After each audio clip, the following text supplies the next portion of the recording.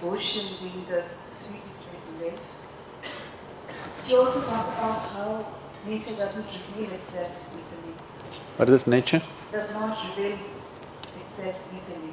It takes heartbreaking sadhana to realize the truth. So my question is devotion enough? Are you asking this question as a woman or as a banker? As a woman. If you're a woman, devotion is enough. If you're a banker, we need to do head-breaking, heart-breaking sadhana. I want you to understand, how difficult the spiritual process is going to be for you is determined by you, not by nature and not by your guru. The nature or the existence or the creator and your guru are seeing how to make it as easy as possible, as simple as possible, as quick as possible. Because if you take time, it's not a question of your life going waste, it's a question of my life going waste. If you don't make it, it's not a question of you failing, it's a question of me failing. You see, I don't like to lose. You can see that. I don't like to be on the losing side, you can see that. You must see how I drive on the street, I don't like to be on the losing side. If you're here as a woman, it's very simple. But you're so many other things. Foreign banks are difficult to handle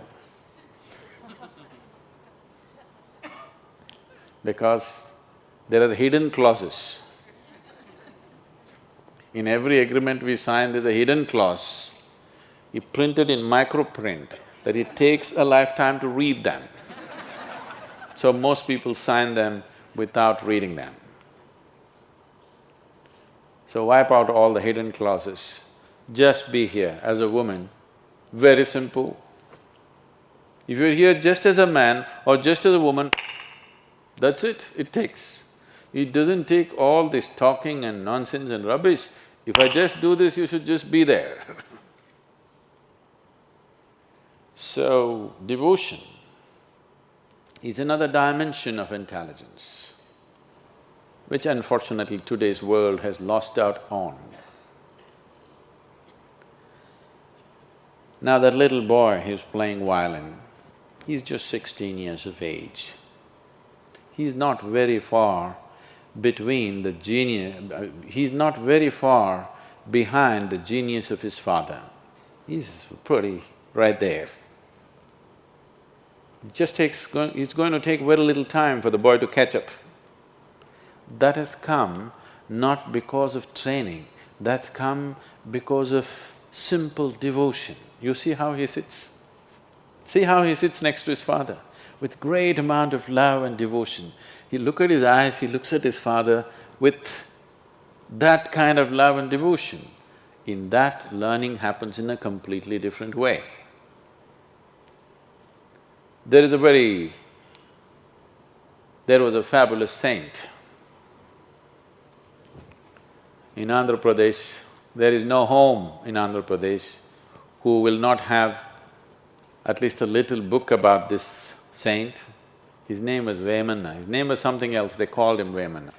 So his name is Vemanna.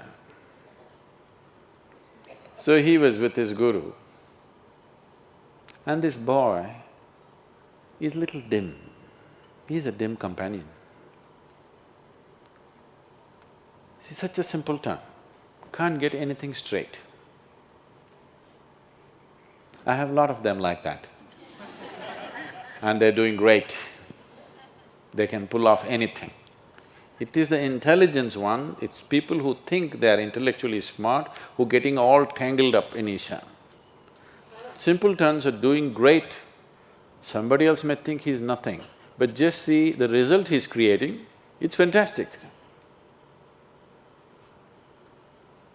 So, this is a simple time.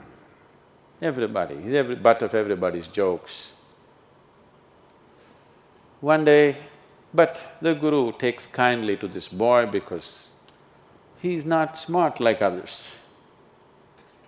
So one day guru has an important function or an event to go to, so he goes to the river for bath and his clothes folded.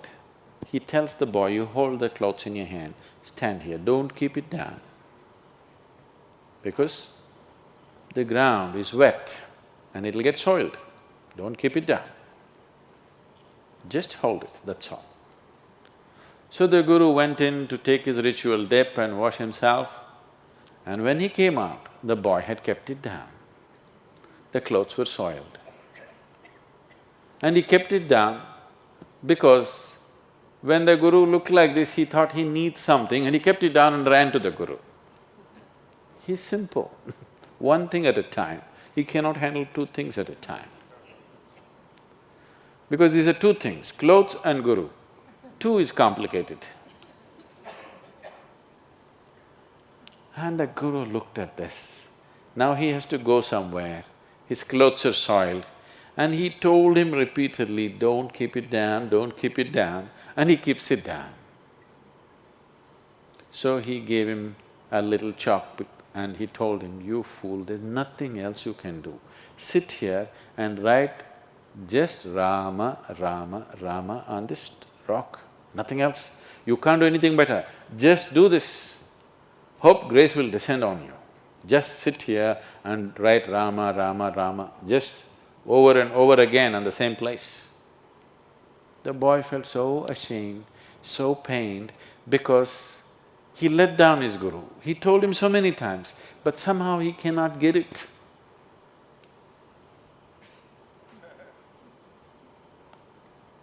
So he started writing. The guru left in a rush.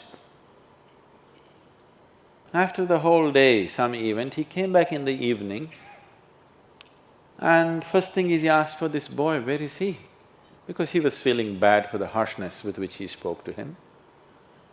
He was nowhere to be seen.